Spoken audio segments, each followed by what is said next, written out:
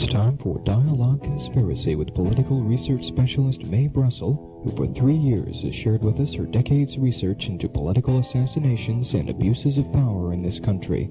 Her program relates the news of the week to emerging evidence about the conspiracy which allegedly maintains by force its control over the legislative and judicial processes in America.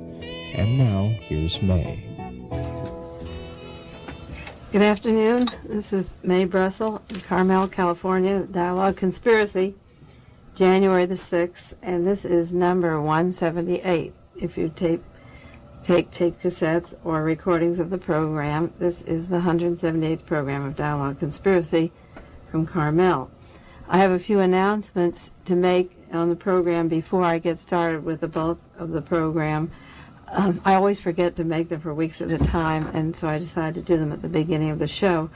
I will be teaching a course again with Ray Fabrizio at Monterey Peninsula College. We taught one last spring on conspiracies and assassinations, and this year it will be focused upon the John Kennedy assassination and the Robert Kennedy assassination. It seems that the faculty or the powers that be wanted a more specific subject. It's a little safer, and it's a good subject to limit the discussions. They won't be limited to that.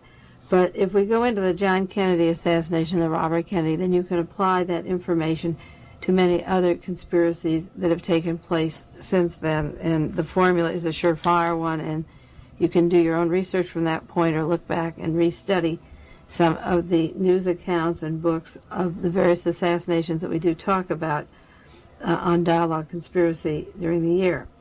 The course is not in the bulletins. Again, like last year, it was gotten together late and may not be posted in the halls, and people are signing up to register. So it's Humanities, I believe it's Wednesday afternoon, Humanities 195. You can check that out in the Humanities Department, the correct number.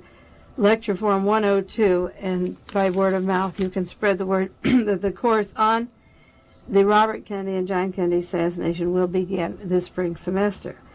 If you have any questions that you want answered on the air about political assassinations, write to me at KLRB, Carmel, California, and the box 3904 at Carmel 93921. I'm getting letters at home and at the station on certain questions or problems that I cannot answer personally in letters, but they're general cross-section of different aspects of conspiracies, and if you want them answered on the air, and if I've not done it in a recent time period, I'll be glad to answer them for you, so you can write to me at the station. If you want a bibliography of reading that covers a wide range of subjects of the Robert Kennedy assassination, John Kennedy, the CIA, the Charlie Manson case, the Ted Kennedy accident at Chappaquiddick, I have a list of 30 books suggested reading that covers a wide range of prison problems in the United States related to conspiracies in general. Send me a self-addressed envelope, and I'll send you a bibliography of a good cross-section of books to read on this subject. And the Realist, if you haven't read the 3 articles that I did for the Realist, you can send $2.50 for a set of 3. An article I wrote in 1972, one in 1973, another 74, and you can write again to Carmel, Box KLRB, Box 3904, and I will send you those articles. If you do not get the Realist in your hometown, such as stations in Dayton, Ohio, or in Boston, or Oregon, wherever Dialogue Conspiracy is played, you may not be getting them at college bookstores or locations, and once you get a set of them, with a list of suggestions of what to do with this information, then you can ask your local bookstore to stock them in bulk and begin to spread the information around wherever you are and you're listening. And I did announce several weeks ago that we were starting to send tapes to Sweden.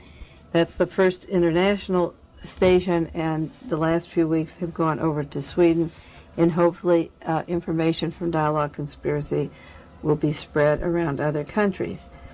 Playgirl had called me this last week. I did a column for them with Stephanie Caruana, one on the barrel of Howard Hughes. It was the December issue.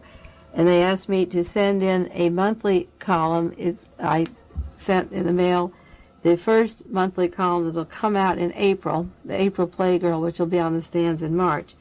And hopefully the column will be called Dialogue Conspiracy, and it'll be one full page a month with a resume of the news of the month and a compilation of some ideas and questions that I get about conspiracies in my research into the various assassinations. The first article that I did for them that will be on the stands in March is the subject, why is it important now to study the John Kennedy assassination? I just completed that article. So KLRB was the first station to carry a tape radio show. It's a live show, but it gets taped to other stations, called Dialogue Conspiracy for 3.5 years.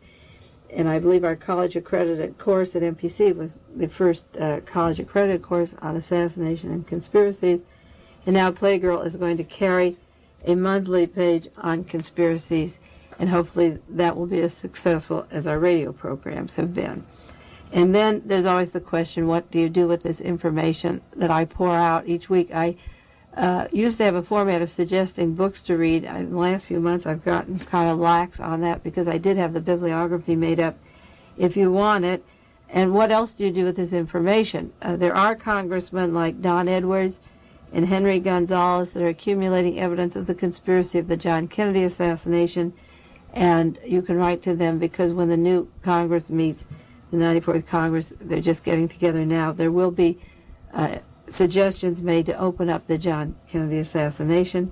You can write to members of the California Assembly on subjects that I bring up that are pertinent to national or California affairs. You can call radio talk shows and submit information you know, things that you've read from the articles, add to the information that's on the air. KGO in San Francisco last night had a 2-hour show on political assassination of John Kennedy. And this is 11 years after the assassination of Kennedy, but I listened to the audience, the response of people calling in, and to the gentleman on the air. One was Penn Jones Jr. from Texas. They called him, and Reverend Broshears, who was a roommate of David Ferry, the CIA agent that worked in New Orleans, who talked about the CIA involvement in the killing of Kennedy, and Rusty Rhodes were on last night. And these are very valuable programs. The information has been available to researchers for a long time, but there seems to be a willingness of the, what I call the establishment AM radio stations, to air this evidence now, to present it to a new audience or an old one that never got a chance to hear enough of it. So this is the kind of thing that's going over the AM radio stations around the country that I'm talking to and working with. And San Francisco had one last night, and it is happening. People are turning on to this information. They want more. So if you're knowledgeable and learn facts or new information on Dialogue Conspiracy or in the articles I've written or something that you've written, don't just sit back with it and talk about to a few friends. Write letters to the editors, call the talk shows, call the radio station when it's over, tell them you appreciate it, sharing this information, and write to various officials in Washington and in Sacramento. I say this because each individual has to mobilize himself into the fact that a lot of evidence is coming out that would serve many people if they used it properly, and if you don't use it properly, you would be the loser. And I have here a copy of the article from Sunday's paper, this yesterday, January the 5th. It's a resume of G. Gordon Liddy, surfacing for the first time January the 5th, Sunday night. He was on the Mike Wallace show. Some of you saw it, some of you didn't see it, the program 60 Minutes. Liddy has kept very quiet about his role in the Watergate, but he surfaces only in the role that he did also in the October Harper's Magazine as a hero. He wants to be a hero of a war. And what G. Gordon Liddy says is important, and I want to share it with you in case you didn't hear the program or see the resume. G. Gordon Liddy refers to himself as a soldier, and his wife was on television too. She described her husband as a hero. She said he was serving his country as military men have, and she thought of him and the lives they lived as similar to the POW or the MIAs. Now, in the White House tapes, it just recently revealed the Nixon tapes that were exposed. There was a discussion of Dorothy Hunt, E. Howard Hunt's wife, who's been a CIA officer many years. She was above E. Howard Hunt in the position she held in the power. And there was a talk about her getting a hypnotist to Mrs. Liddy because Mrs. Liddy was going to crack. And at the time that Dorothy Hunt, the bag woman for the Watergate, was killed in a plane crash in Chicago, she had in her purse the name of 2 doctors that were psychiatrists and hypnotists. And in the White House tapes, they talked about sending a hypnotist to Mrs. Liddy to control her because she might break down. Now, hypnotism plays a big part in political assassinations, and that isn't the theme of the show today. But there you have Mrs. Liddy praising her husband as being a war hero, and she, in some way, can get on the screen and with a lot of poise, and who knows who reached this woman, because she obviously needed some psychological support, and then she used as a prop. Now, what Liddy said was, he said, if one is engaged in a war, one deploys troops. This is G. Gordon Liddy. One seeks to know the capability and the intention of the enemy. And if one is engaged in politics, one deploys his political troops. Power exists to be used. Watergate was an intelligence gathering operation of one group of persons who were seeking power or to retain power against another group of persons who were seeking to acquire power. That's all it was. He made it very clear that the White House plumbers and the secret armies were set up to ensure the election of Richard Nixon by any means possible. And also, I have to point out that war, when he says it is a war, that one is engaged in war, remember that wars are won and lost by many deaths and murders that the Watergate haven't gone into. Watergate was more than an intelligence gathering operation. He oversimplifies it because kidnapping anti-war movement people or putting acid into the drinks of various Democratic representatives and blackmailing them with call girls is hardly gathering intelligence operation. But what he says is true. It is one group of persons seeking to acquire power or retaining power, and you use it. And it is a war. It's a war of them versus us or the people who have power, such as ITT or Rockefeller or the Hughes Corporation or General Motors. They know how to maintain power by keeping their bosses in power. And we'll go into the selection of Gerald Ford has made to investigate the CIA if you want to see how power keeps power. Well, Liddy is very open about what he's doing, and that's why it's important for you to write and deploy your energies to oppose these people. We thought, or a lot of people thought, I didn't, that we had an election in 1972 or 1968. This was not election. This was just a monkey operation, and G. Gordon Liddy knows it, and he doesn't apologize about it. It is to retain certain people in power. It is a war, and anything he does is fair in war. Now, getting back to warfare, there have been many exposures in the last week. I have a whole office or desk just filled with CIA exposures. There's an article from the New York Times of an ex-agent spying on students in New York City. It's dated December 29th, 1974, if you want to get a hold of this. And this agent says, we figured out a way to log up and map the whole world. Now, that is for sure. This is what the CIA is doing. They're spreading their domestic operations division into the major cities, and they have a map, and they know how to function. So when the CIA is caught with a domestic operation, anti-war movement, these are the people who are criticizing the power structure, making illegal war in Laos and Cambodia equivalent to a CIA war in Greece, overthrowing Greece and so forth, or Brazil, instigating these military dictatorships around the world. The CIA is also doing it at home. So what does Gerald Ford do? The Warren Commission, good old Gerald Ford, sets up a blue ribbon commission. Now, you'd think that the power structure would be embarrassed by what they're doing, but they've been given total power. They've been the power of appointing Nelson Rockefeller as vice president instead of having an election in 72. So Gerald Ford says, I'll have a blue ribbon commission. And remember, I warned you about this last week on Dialogue Conspiracy, that Henry Kissinger, who's suspect of setting up CIA operations in the United States, suggested to Ford, let's have a blue ribbon commission. And Gerald Ford set up a blue ribbon commission, which to find out if the agency, he says, dabbled in domestic spying. Well, that has to be the understatement of the year.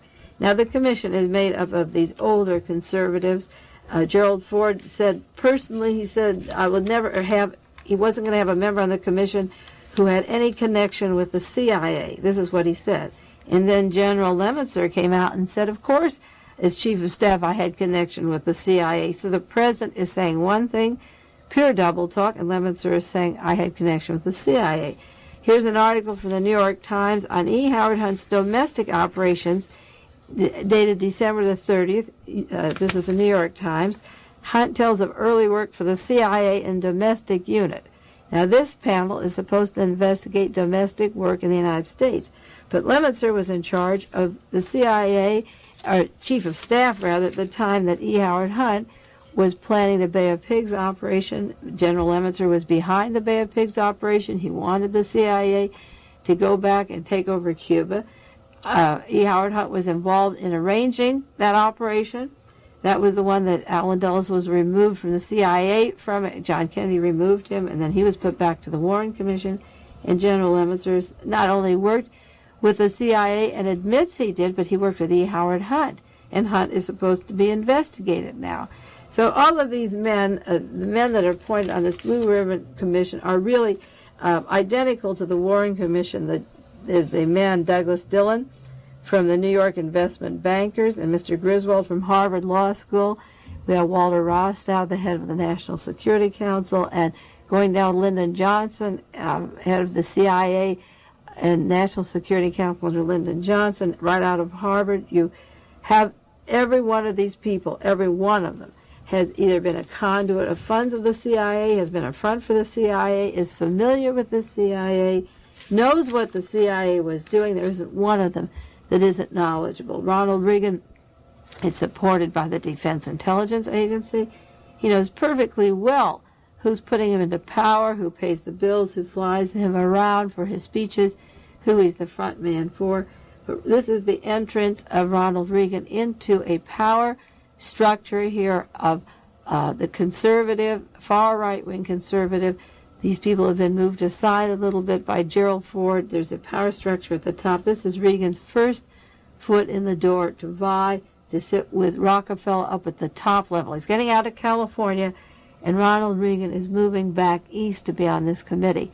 Watch Reagan's movements very carefully now. Watch for any political assassinations that would make way for Ronald Reagan. I'm very suspicious of the what I call the very extreme right wing losing hold with Ford and Rockefeller entrenched now, the North and the Eastern Seaboard. It's time for the Southwest assassination team to move in like they did when John Kennedy was in power, Robert Kennedy. Reagan's going back to that commission, and this is his first real toe into the national scene. There's a power struggle at the top of Schlesinger, the Pentagon, the Defense Intelligence Agency, versus the CIA, and Reagan represents that faction.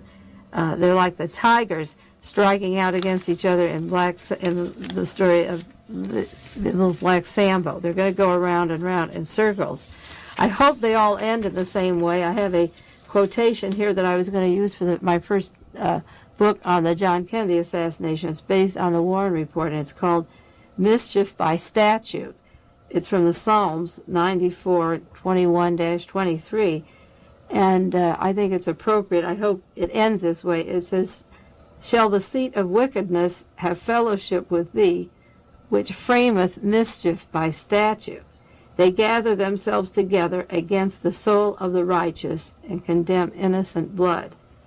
But the Lord hath been my high tower, and my God the rock of my refuge, and he hath brought upon them their own iniquity, and will cut them off in their own evil. The Lord our God will cut them off." I feel sincerely that there is mischief by statute, that Rockefeller and Reagan, O'Connor, Griswold, these men are not going to represent the purposes for which they are assembled, which is to investigate the illegal domestic operations of the CIA. Now, the justification for the CIA all along was to gather intelligence of foreign dangers to the United States, activity abroad that would harm us in the United States. And the justification for domestic intelligence is the contact of persons inside the United States with foreigners or foreign members of other countries. Now, the CIA was involved in the John Kennedy assassination, and the most blatant agent was Marina Oswald, who came in from the USSR. But the FBI agent Hosty could be with Marina Oswald for 3 visits before Lee Harvey Oswald was murdered, and just 3 weeks before the assassination, under the guise that she is a foreigner and they want to know if the Russian government is using her. So Marina Oswald was working with the FBI, and of course she came in through the conduit of the Greek Orthodox Church. The Sirhan family could be operated, financed, because the CIA justifiably could say they were Palestinians. Again, the conduit of the Greek Orthodox Church.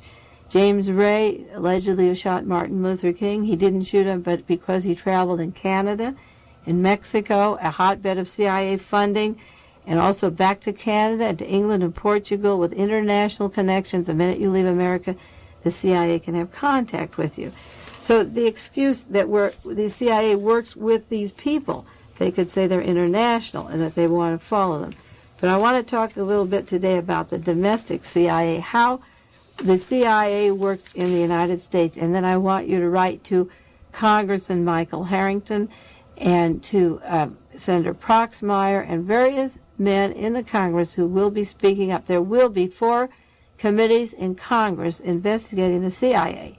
And the important thing is bypass that blue ribbon committee. It's just like the Warren Commission, the Executive Order 1130, which was dated November 29, 1963, was to look into the commission to evaluate all the facts and circumstances surrounding the assassination of President Kennedy and the subsequent killings. They didn't do that. They didn't obey. They were to have a thorough investigation. You can say categorically, that's their favorite word, that blue ribbon committee that's set up of military men and bankers and head of a chemical firm and so forth. Harvard Law cannot be objective about CIA working domestically. And we have in California, and I'll stick to our own home base, we have the evidence of the CIA operating domestically in an area involving E. Howard Hunt in the California prison system, in the Department of Corrections, down in Los Angeles, in the Dr. Fielding, the offices, Ellsberg psychiatrist, Daniel Ellsberg psychiatrist. We have the CIA working in California. E. Howard Hunt has admitted in his article to various cities that he's worked in, including San Francisco. The CIA does work domestically, but he worked in Los Angeles. And he has worked, he said he worked with the Cubans. Hunt admitted, this is the article of December the 30th, the New York Times, that he, after 1961 and 62, worked with the Cubans and rounded them up and formed an organization. Well, down in Dr. Fielding's office in Beverly Hills, California, he was working with this Cuban group domestically in the United States with White House supervision, with CIA cameras, with CIA safe houses and disguises and aliases, and we've talked about that. But I have back today with me at KLRB is Elmer Davis, and he's been on another show. He was with me when he first got out of Folsom Prison in October. Elmer and I did a TV show this week, a half-hour TV show, and we're going to be doing a lot of radio shows together because as the CIA story breaks, Elmer can tell you his role of being a patsy, just like Oswald and Sirhan were patsies, and how the CIA works domestically with the police department. Now, this has nothing to do with the anti-war movement, and this is the important thing. The CIA works domestically, and they keep files on people, and they computerize their profiles. But the important thing is they don't just keep files on anti-war protesters. They keep files on almost everybody. They have a data bank to pull out patsies, their past records, and so forth. And Elmer is here because he was named by the Beverly Hills Police Department on the court records of being part of the Dr. Fielding burglary. He didn't do it. How does a person living in Los Angeles get caught in the mesh of the CIA? See, you can talk about their budget, you can talk about when they were formed, you can talk about how many thousand people they bugged, but who are the people out of that $6 billion annual budget? Who is getting hurt? Can you narrow it to people? Well, Elmer is one of those people. So let's rap Elmer about, what we did on the TV show, how the CIA affects you. You never dreamt that you'd be part of their operation or named as a patsy, did you? Of course not, me. It all came as quite a surprise to me. I never had guessed in millionaire that I would have been selected because I didn't see any relation that I could possibly have with such endeavor, so to speak. Well, I don't think that Oswald ever thought, he was killed 2 days after John Kennedy was killed, and he was saying in the jail, I didn't kill anybody. It didn't dawn on him that he had killed President Kennedy. He had a role, but you didn't have a role. The difference between Oswald or Sirhan and Brammer or James Ray is that they received money in government checks or pocket checks from an agent in advance and knew something was going to happen. But you were sitting in Folsom when this story broke. You didn't even get the benefit of money until it happened. That's true. As a matter of fact, while in Folsom, I was called over the intercom system. They have a way there of calling you by your last name and your prison number. So they were saying Davis B3677 report to the administration office. So I'm thinking in terms of perhaps they left something in my cell in the nature of contraband, had done something that I might have gotten an institutional write-up for, which is called.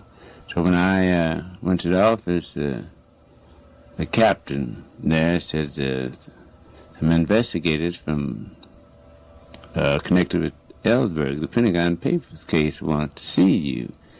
This is procedure. You go, they hand you a ducat, and you go to the front office, the administration office. And I told him, I said, are you kidding? You must be kidding. Me, Ellsberg people? He said, no, I'm serious.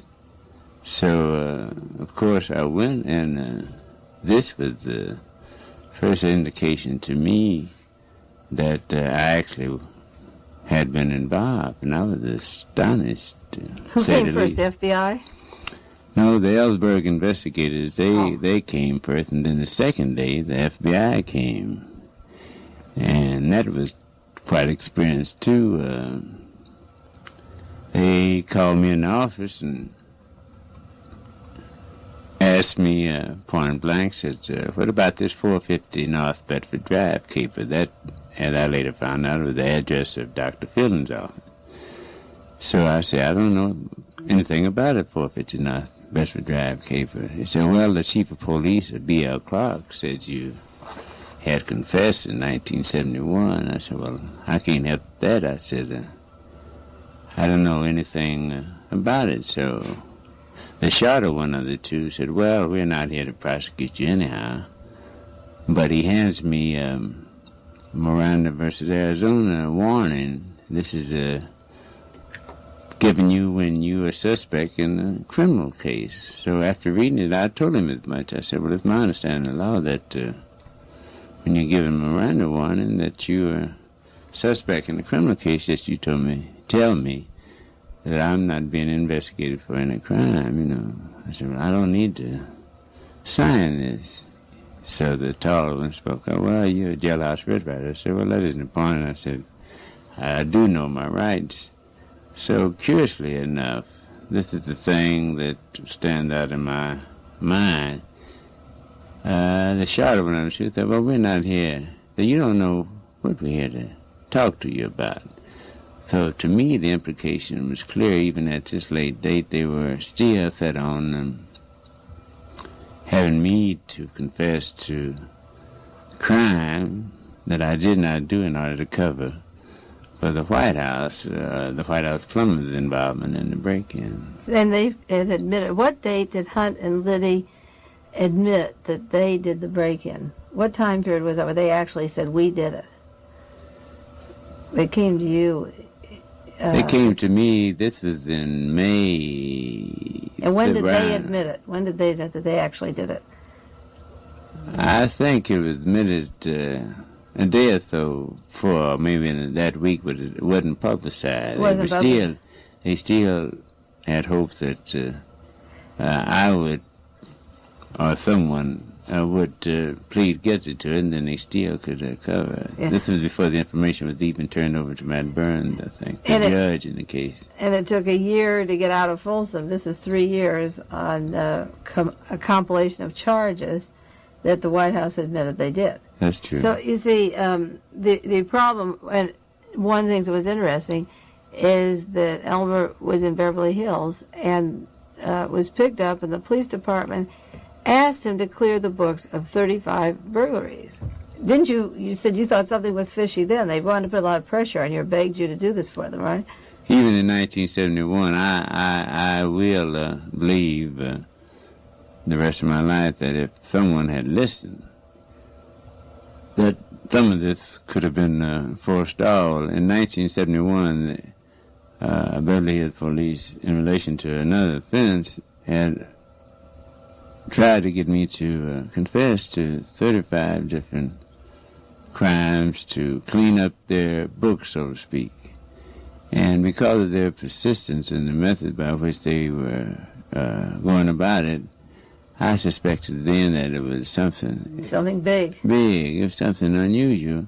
And I wrote to the Free Press, I wrote to the Police Commission and the captain there, and everyone told them that how I was being framed and so forth. Did you save copies of letters that get lost among your possessions? The ones I had were lost, but the paper later picked it up. The Ellsberg people, the investigator, they discovered. Letters to the Police Commission? Would they still have on file? Yes. That you wrote, this is where the radical or the liberal press wouldn't help Elmer anywhere in the Los Angeles Times. He knew about the Los Angeles Free Press and called and said, look, I'm being sent to jail on something that's a flagrant abuse of my rights, and I didn't do, these burglaries, and they just gave him a big number of burglaries and sent him off to jail anyway.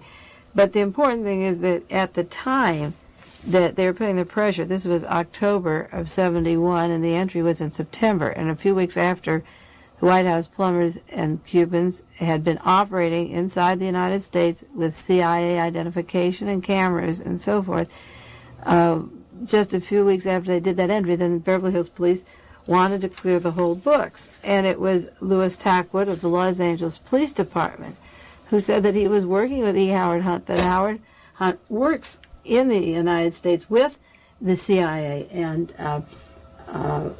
it's important that people recognize that the United States does have the CIA working in the police department. Now, they're supposed to be advisors, but they're not. They're actually working with the police department.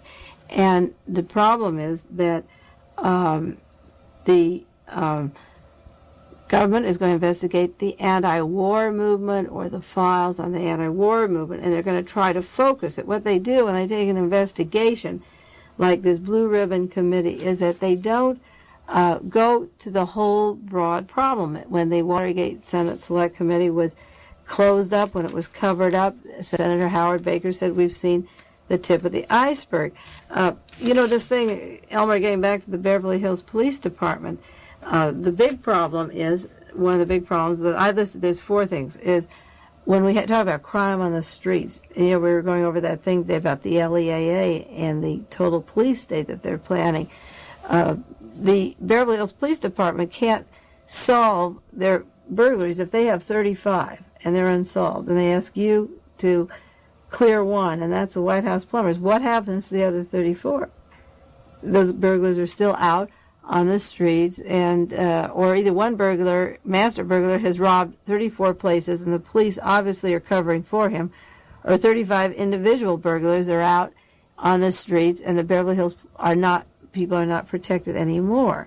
And I feel that the crime in the streets, these statistics are allowed to happen so that they could come in later with more police and more statistics and more studies. I just picked up today from some people pamphlets of the studies and the subjects and the money being poured into California to solve crime, just like a huge amount that runs into millions and then into $1 billion to solve crime, a subject that we're going to talk about on other shows called SAFER, which was Ronald Reagan's baby for California.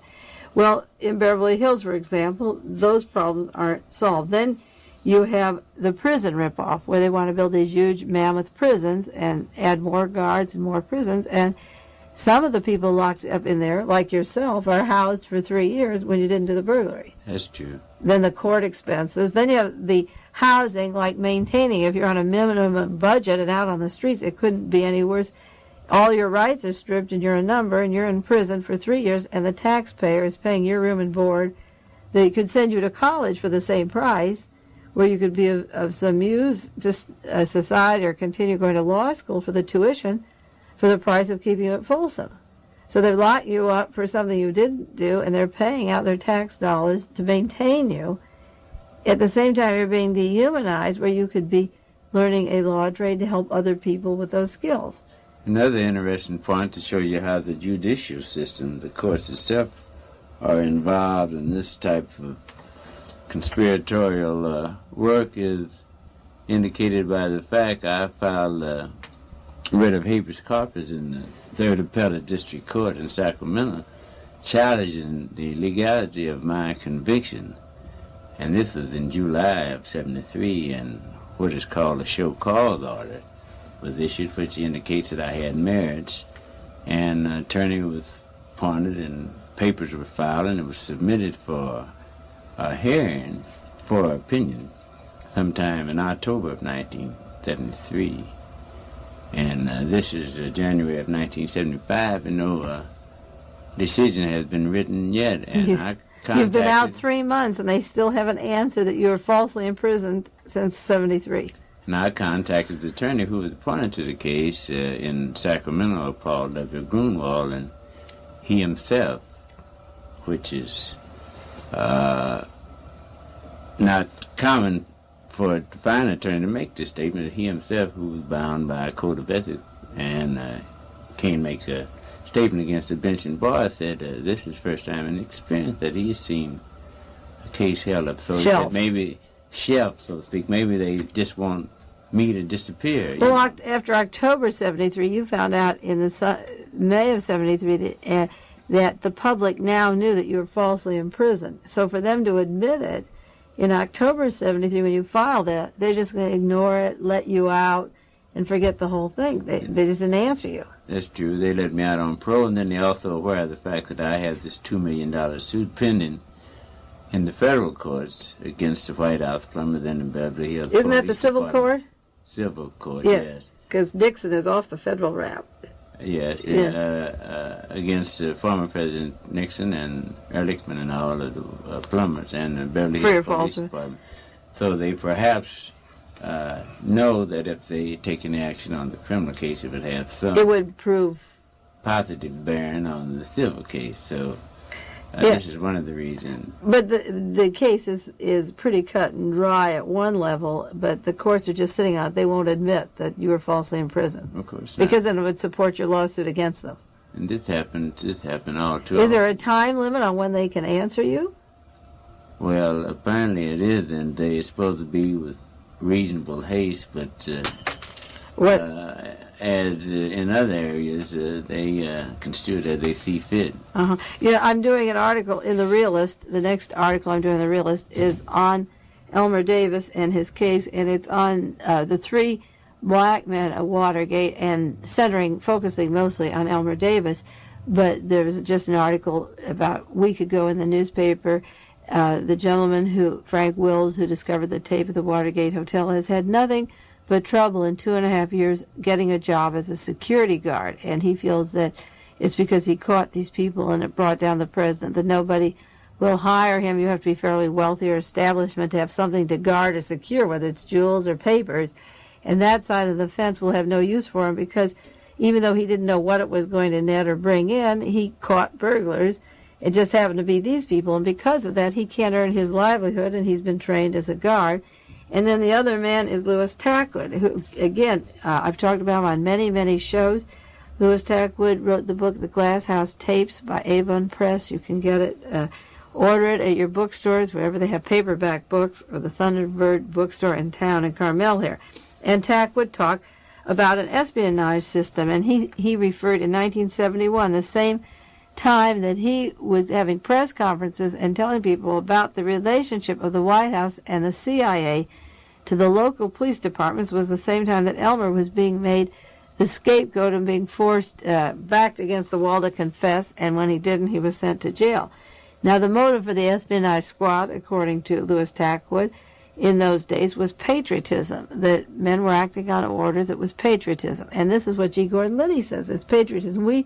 There's a war, and we do these things. If they need someone to clean the books, they'll say Elmer Davis. They take out of the jackets of the Los Angeles Police Department former arrests that were on Elmer's record, and then they say, well, if he did this many, the jury will believe the police chief of Beverly Hills, which they did, and not Elmer Davis. Therefore, he's sent to prison, and G. Gordon Liddy and E. Howard Hunt were enjoying their family and their relationships working for the White House and close to Richard Nixon, and somebody else was named as a patsy and sent off in their place.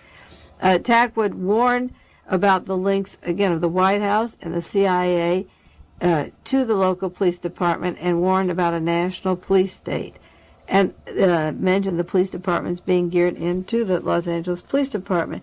Now the question is, if the White House and the National Security Council are part of the domestic operations of the CIA, how is it going to be possible for what we're told is a blue ribbon commission to investigate this situation? It's impossible. Their decisions will have to be made ahead of time. They've already probably selected a handful of people that will be moved out of office. 3 men have left. Richard Helms was brought home. I'm sure if Richard Nixon can be removed from the White House, Richard Helms will get a slap on the wrist and be taken away from his position in Iran.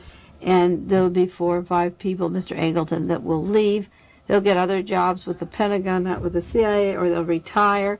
The men who did get out since the CIA exposure, 3 of them got a 7% raise if they retired before January. But the investigation of the Blue Ribbon Commission reminds me of the Warren Commission, the way it opened. The hearings were supposed to have subpoenas. They were supposed to get all evidence relating to matters under investigation. Fifth Amendment would not be granted. It was granted to somebody involved in the murder down in Dallas, Texas. Immunity wasn't supposed to be granted any witnesses. They just didn't call in the right witnesses. There's no way that this Blue Ribbon Commission can do anything adequate, but there are loopholes that Congress is going into these matters, and some days I add the minuses, we're going backwards, and some days I add the pluses and we're going forward. I remember the NBC News account when John Kennedy was murdered. It was Sunday night. 2 days later, and Lee Harvey Oswald was killed. It was 10:38. Frank McGee was saying on NBC, the Dallas police force has just declared the Oswald case closed. And Henry Wade said a number of witnesses saw someone with a gun in the window.